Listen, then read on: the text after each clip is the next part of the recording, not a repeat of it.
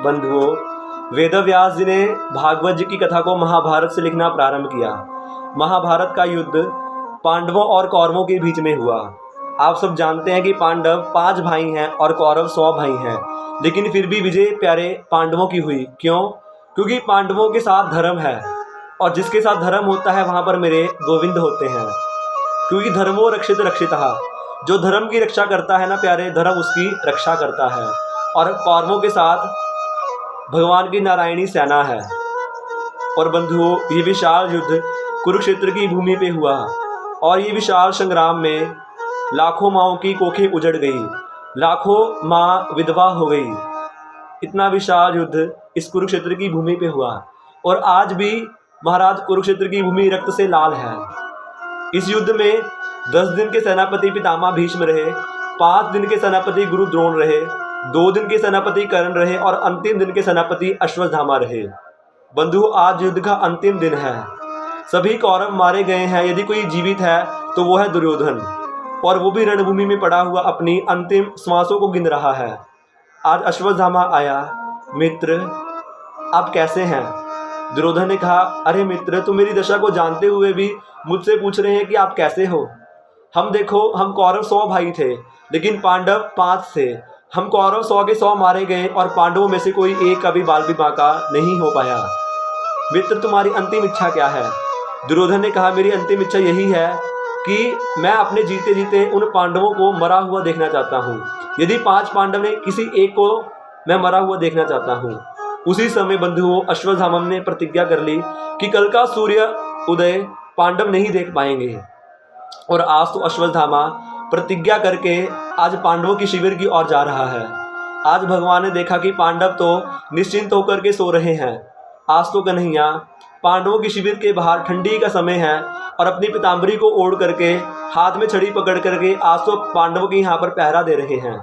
अचानक अर्जुन की निद्रा खुली। अर्जुन ने देखा कन्हैया कहाँ है। आज जैसे ही बाहर आकर के देखा तो देखा कि प्रभु तो आज पहरा दे रहे हैं।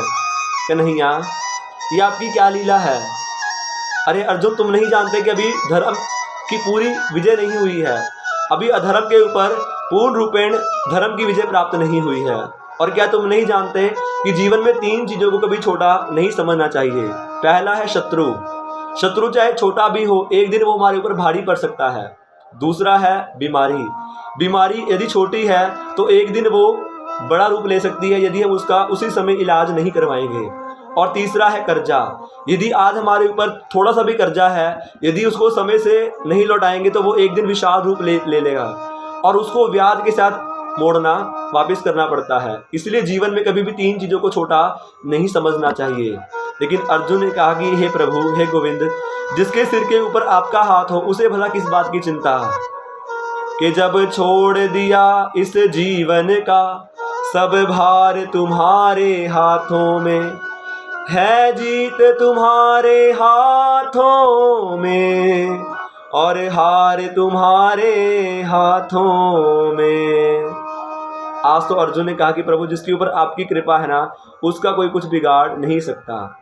कि भगवान के सच्चे भक्तों को पग पग पे सहारा मिलता है, कि जिस और चले जिसे और बढ़े उससे और किनारा मिलता है।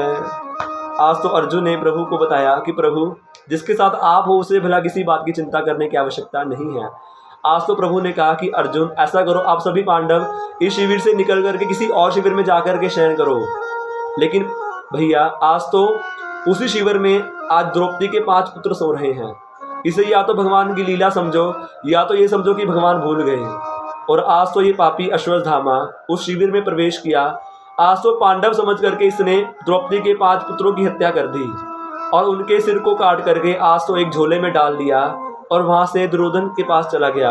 और दूर से ही आकर के कह रहा, मित्र बधाई हो, जो प्रतिज्ञा मैं तुम्हारे यहाँ से करके गया था उस प्रतिज्ञा की मैंने पूर्ति कर दी है। तो क्या सच में तुमने उन पांडवों को मार दिया?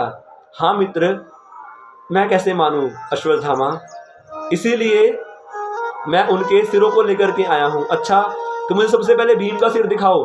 आज जो बड़ा सिर नजर आया अश्वत्थामा को, वो सिर उसने दुर्योधन को दे दिया। और जैसे ही वो सिर दुर्योधन के हाथ में आया और वो सिर टूट गया। दुर्योधन समझ गया कि इतना कमजोर सिर भीम का नहीं हो सकता है। अरे अश्वत्थामा, लगता है तुमने किसी शिशु की हत्या कर दी है। आज तो दुर्योधन को बहुत पीड़ा हुई। बंधुओं देखो, जो दुर्योधन इतना पापी है आज वह भी दुखी हो गया और इसको वरदान मिला, इसको श्राप लगाया कि जब ये हंसेगा, जब इसको प्रशंसा होगी और उसी समय इसको दुख होगा, उसी समय इसकी मृत्यु हो जाएगी। आज तो दुर्योधन को मृत्यु प्राप्त हो गई। और आज तो जैसे ही द्रौपदी ने देखा, सुबह हुई, तो आज तो सभी दिख रहे हैं लेकिन आज पांडवों के पुत्र नहीं दिख रहे हैं। द्रौपदी ने कहा, दासी जाकर के देखो कि मेरे पुत्र क्या कर रहे हैं, क्या वो आपस में लड़ रहे हैं, क्या वो शयन कर रहे हैं, अभी तक उठे क्यों नहीं। आज तो बंधुओं जैसी दासी गई, दासी से दृश्य देखा नहीं गया। आज शिविर में रक्त ही रक्त नजर आ रहा है।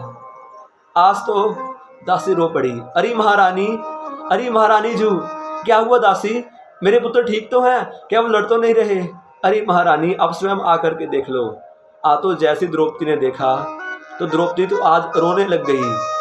आज द्रौपदी ने अपने पतियों को बुलाया, अरे अर्जुन आओ, देखो ना जाने किसी पापी ने हमारे 5 पुत्रों की हत्या कर दी है और ऐसी हत्या करी कि उनके मुख भी, उनके सिर भी अपने साथ में ले गया है। कैसा समय है कि आज किसी ने मेरे पुत्रों की हत्या करी और मैं उनके मुख भी नहीं देख पाई। उसी समय बंधु अर्जुन ने प्रतिज्ञा कर ली कि जिस भी पापी ने ऐसा कृत्य किया है वो आज का सूर्योदय नहीं देख पाएंगे, उससे पहले पहले मैं उनकी मृत्यु उनको दे दूंगा।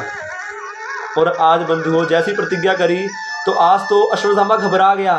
अश्वत्थामा ने आज ब्रह्मास्त्र का प्रयोग कर दिया। जैसे ब्रह्मास्त्र को अर्जुन ने देखा तो आज तो कन्हैया के पास गया, कन्हैया ने देखो ये ब्रह्मास्त्र मेरी ओर आ रहा है। तो आज तो प्रभु ने कहा कि जैसे विष का इलाज विष ही होता है, कांटे का इलाज कांटा होता है, उसी प्रकार तुम भी अश्वत्थामा के ऊपर ब्रह्मास्त्र का प्रयोग कर दो। आज तो जैसे ब्रह्मास्त्र का प्रयोग किया तो दोनों ब्रह्मास्त्र शांत हो गए। आज ये अर्जुन समझ गया कि ये ऐसा कृत्य पापी अश्वत्थामा ने किया। आज तो अश्वत्थामा को बंदी बना लिया और अश्वत्थामा को बंदी बना करके द्रौपदी के पास ले आया। अरे द्रौपदी बताओ, मैं इसको क्या सजा दूं? तुम कहो तो मैं इसको जीवित ही जला दूं, तुम कहो तो मैं इसको आधा पृथ्वी में गाड़ दूं, तुम कहो तो जैसे पितामह भीष्म के शरीर पे बाणों की छैया पर लेटे हुए उसी प्रकार में इसके शरीर को भी बाणों से छलनी कर दूं। बताओ द्रौपदी, मैं इसको क्या दंड दूं? लेकिन बंधुओं धन्य है द्रौपदी। द्रौपदी कहती है कि इसको छोड़ दो। अरे द्रौपदी, तू ये क्या कह रही है? जिस पापी ने तेरे 5 पुत्रों की हत्या करी हो तो उसको कह रही है इसको छोड़ दो।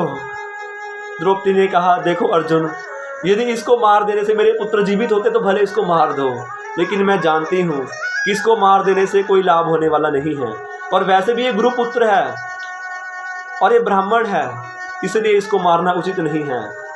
आज तो प्रभु ने कहा कि देखो द्रौपदी, ये पापी है और पापी को कभी छोड़ना भी नहीं चाहिए, इसको मृत्युदंड देना चाहिए, लेकिन ये ब्राह्मण है, ब्राह्मण को कभी मारना भी नहीं चाहिए।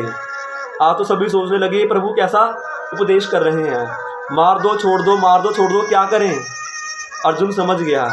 अर्जुन ने उसका अपमान कर दिया, उसके सिर से मणि को निकाल दिया, उसके मुख के ऊपर कालक को लगा करके उसको धक्के मार करके निकाल दिया राज्य से। क्यों? क्योंकि बंधु, यदि मृत्यु होती है तो अगर किसी को एक बार गला काट दिया जाए या उसको मार दिया जाए तो वो एक बार मरता है, लेकिन यदि उसका भरी सभा में अपमान कर दिया जाए तो जब जब वो अपनी मृत्यु को याद करता है उसी समय उसको मृत्युदंड के समान दुख प्राप्त होता है, कष्ट प्राप्त होता है। और आज ऐसा कृत्य अश्वत्थामा ने किया। और आज तो बंधुओं इतना सुंदर वर्णन किया। आज तो भगवान सबको कुछ ना कुछ दे रहे हैं। आज तो भगवान द्वारिका की ओर जा रहे हैं। द्वारिका की ओर जैसे जाने लगे तो आज अश्वत्थामा ने सोचा कि मैं पांडवों से बदला अवश्य लेकर के रहूँगा। इसने ध्यान लगाया कि यदि इनके वंश में यदि कोई आने वाला है तो वो है उत्तरा का गर्भ। मुझे याद है कि जब अभिमन्यु की मृत्यु हुई थी उस समय उत्तरा गर्भवती थी। आज इस पापी अश्वत्थामा ने उत्तरा के गर्भ की ओर ब्रह्मास्त्र का प्रयोग कर दिया। आज तो उत्तरा घबराती हुई मेरे प्रभु के पास आई। अरे कन्हैया, ये कैसा समय है? मुझे अपनी चिंता नहीं है, मेरे गर्भ में जो बालक है ना, मुझे उसकी चिंता है। देखो ना जाने कि कोई पापी ने ये ब्रह्मास्त्र का प्रयोग कर दिया और ये ब्रह्मास्त्र मेरी और आता हुआ आ रहा है। प्रभु मेरी रक्षा करो, त्राही माम प्रभु त्राही माम। तो जैसे ही भगवान ने उसकी पुकार को सुना, भगवान ने कहा कि पुत्रा तुम मातृभाव लेकर के आओ। और जैसे ही मातृभाव लेकर के आई तो भगवान शिशु का रूप बना करके किसी के गर्भ में प्रवेश कर गए। ये प्रभु की कैसी लीला है। हमने तो सुना कि प्रभु किसी के गर्भ में नहीं जाते हैं, लेकिन बंधुओं, भक्तों की प्रतिज्ञा के लिए भगवान अपनी प्रतिज्ञा को तोड़ देते हैं। भक्तों के ऊपर कृपा करने के लिए भगवान अपनी प्रतिज्ञा को भूल जाते हैं। और आज तो उत्तरा के गर्भ की रक्षा करी। बंधु, ये दृश्य कुंती ने देखा। आज भगवान द्वारिका जाने की तैयारी में है। आज भगवान का एक पाँव रथ के ऊपर है और एक पाँव पृथ्वी के ऊपर है। आज तो माँ कुंती भगवान के पास आई। कृष्णाय वासुदेवाय देवकी नंदनाय च नंद गोप कुमाराय गोविंदाय नमो नमः। के वसुदेवं सुतं देवं कंस चाडूरमर्दनं देवकी परमानंदम कृष्णं वंदे जगत गुरु। हे गोविंद, ये माँ कुंती तुम्हारे चरणों में प्रणाम करती है। अरे बुआ, तुम मुझे भला प्रणाम क्यों कर रही है? मुझे नारायण क्यों कह रही है? मुझे कंस को मारने वाला क्यों कह रही है? भगवान कहने लगे, अरे पांडव देखो, ये बुआ पागल हो गई, मुझे भगवान कहती है। अरे गोविंद, यही तो तुम्हारी माया है। तुम किसी को अपनी बुआ बनाते हो, किसी को अपनी पत्नी बनाते हो, किसी को अपना पिता बनाते हो, किसी को माता बनाते हो, लेकिन आप स्वयं ब्रह्म हो। अच्छा बुआ, तो भगवान से तो कुछ मांगा जाता है, बोलो आप क्या चाहती हैं? आज तो कुंती अपनी साड़ी का पल्लू फैला करके भगवान से कह रही, यदि गोविंद तुम देना चाहते हो ना मुझे, तो मेरे जीवन में दुख भर दो। और दुख भी ऐसा नहीं भरो, ऐसा दुख भर दो कि मेरे जीवन में एक दुख आए और उसी समय दूसरा दुख आए, एक दुख हटे साथ में दूसरा दुख शुरू हो जाए। ऐसा दुख ये कुंती तुमसे चाहती है। अरे बुआ, ये संसार मुझसे सुख मांगता है और तुम दुख मांग रही हो, क्यों? के सुख के माथे सिल पड़े जो कृष्ण हृदय से जाए, के बलिहारी वा दुख की जो पल पल नाम जपाए। इसलिए कन्हैया आप मुझे दुख दे दो। लेकिन प्रभु ने कहा कि अरे बुआ, मैं किसी को सुख या दुख नहीं देता, मैं तो व्यक्ति को उसके किए का परिणाम देता हूँ, इसलिए मैं तुमको दुख नहीं दे सकता। लेकिन मैं तुमको ये आशीर्वाद देता हूँ कि जब जब तुम मुझको याद करोगी ना, तब तब ये कृष्ण तुम्हारे सामने आ जाएगा। धन्य है बंधु कुंती। आज दिव्य कथा सुखदेव जी ने राजा परीक्षित को श्रवण करवाई।